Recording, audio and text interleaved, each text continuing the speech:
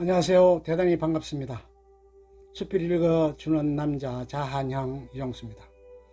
이번 시간은 52번째 시간으로 당신이라는 수필을 읽어드리도록 하겠습니다. 당신, 처음의 인상은 그렇게 느꼈었다. 얼마 전에 한참 화제에 올랐었던 영화가 있었다. 그것은 화장이라는 것이었다. 그런데 그것이 아니었다. 전혀 다른 작품이었다. 윤희옥은 결코 사랑하지 않았던 한 남자 남편인 조백을 집 앞마당의 청매실 나무 밑에 묻었다. 그리고 그것을 기억하지 못하고 경찰서에 실종 신고를 한다. 그리고 미국에서 귀국한 딸 인혜와 함께 아버지를 추억하기 위해 여행을 떠난다. 희옥은 무용을 전공했다. 6.25 전쟁통에 부모님을 잃고 삼촌과 함께 피난을 가던 중 폭격을 만났다. 그리고 자기를 품에 안았던 숙모는 결국 불길이 되고 삼촌이 기고하던 낙이람에서 자라게 됐다. 초등학교 시절 그녀는 동생들의 흠모의 대상이었다. 주호백, 허용구, 이칠성이었다. 오빠로는 김가인이 있었다. 옛날 리기를 하던 중 주호백은 이칠성의 강한 연줄에 맥을 못 추고 연식이 끊기게 된다. 그러자 호백은 연을 찾으러 가고 그러던 속에 희옥을 만난다. 그리고 그는 패배의 울분을 애꿎은 개구리에게 화풀이한다. 그렇게 시작된 연정은 질기고 끈질기게 이어진다. 희옥이 아버지를 장사 지낸 곳으로 호백은 따라가고 그는 그녀를 솔기차게 쫓아다닌다. 서울로 대학을 진학한 네 사람은 방학이 되어 낙이람을 찾아온단다. 그리고 김가인도 낙이람으로 온다. 네 남자는 절 밑에 있는 선술집에서 한잔을 하기도 한다. 김가인은 시국사범으로 낙이람에서 체포된다. 세 남자는 희옥을 차지하기 위한 암투를 벌인다. 그러던 중 이칠성은 벼랑 위에서 떨어져 죽고 만다. 김가인의 아기를 베게 된 희옥은 서울 고모집에서 생활하다 도저히 견디지를 못하고 집을 나온다. 그러나 막상 가려고 해도 갈 곳이 없었다. 그래서 생각해낸 곳이 호백의 집이었다. 호백은 기꺼이 희옥을 받아들인다.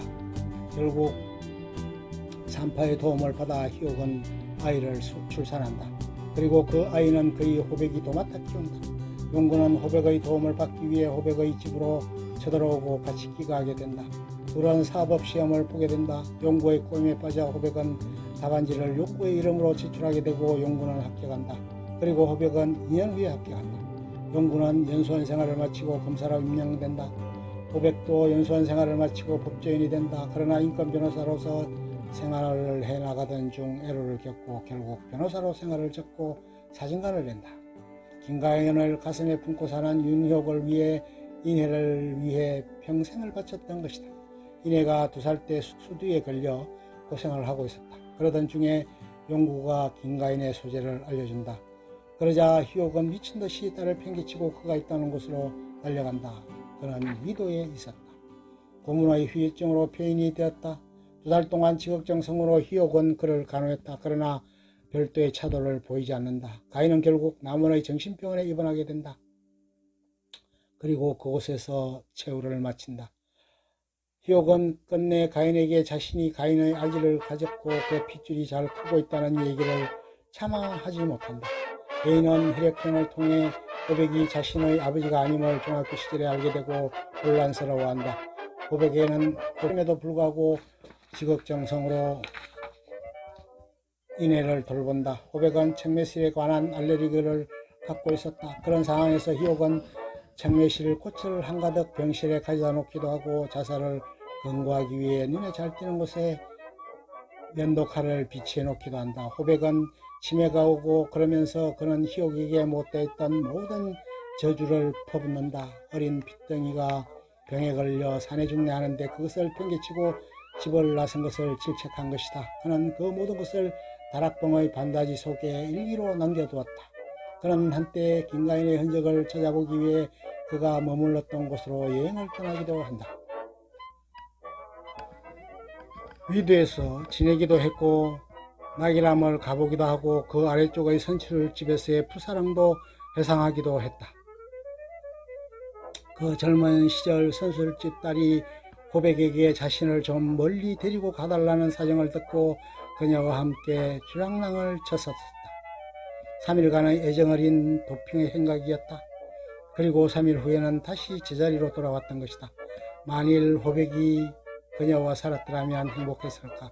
그렇게 맺어질 수밖에 없는 운명이었을까? 아무튼 이내는 아버지에 대한 추억을 통해 그가 얼마나 자신과 엄마를 위해 지고지순한 사랑을 만들었는가를 새삼스럽게 느껴간다. 그녀는 미국인과 결혼해서 살았지만 자식은 낳지 않았다. 그리고 돌아왔다. 6개월여가 지난 후 엄마를 찾아갔더니 엄마는 이제 완전히 호백발의 노인이 되어 있었고 허리도 다 구부러져 있었다. 그리고 제대로의 운신도 할 수 없을 지경으로 변해 있었다. 호백이 치매에 걸리면서 그의 아름다웠던 희생을 새롭게 느꼈고 다시 그를 사랑할 수 있게 되었다고 고백했다. 그렇게 홀대고 냉대고 무시했었던 그 모든 것을 용서받고자 했지만 용서받을 수 없었다. 그러면서 그는 치매 상태의 그의 모든 응석을 다 받으면서 자신의 죄를 사함받고자 했다.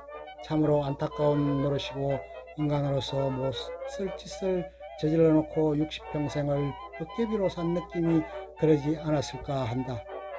두 사람의 사랑은 사랑이라기보다 숙명적인 관계였었지 않을까 여겨지기도 한다. 세 사람의 삶이 우리 시대를 대면한다고 했다.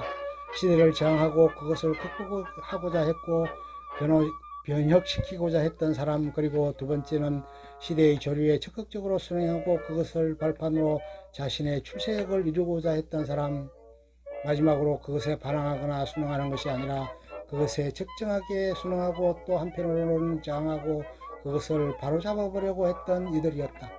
제대로 적응해서 살아가는 것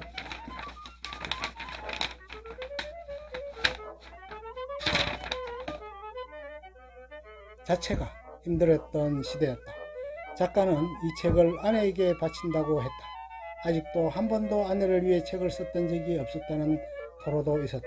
아무튼 대단한 묘사였고 박범신의 역작이었다는 느낌이다. 영화로도 한번 나올 법하지 않을까 여겨진다. 끝. 좋으면 좋아요, 구독 눌러주세요. 감사합니다.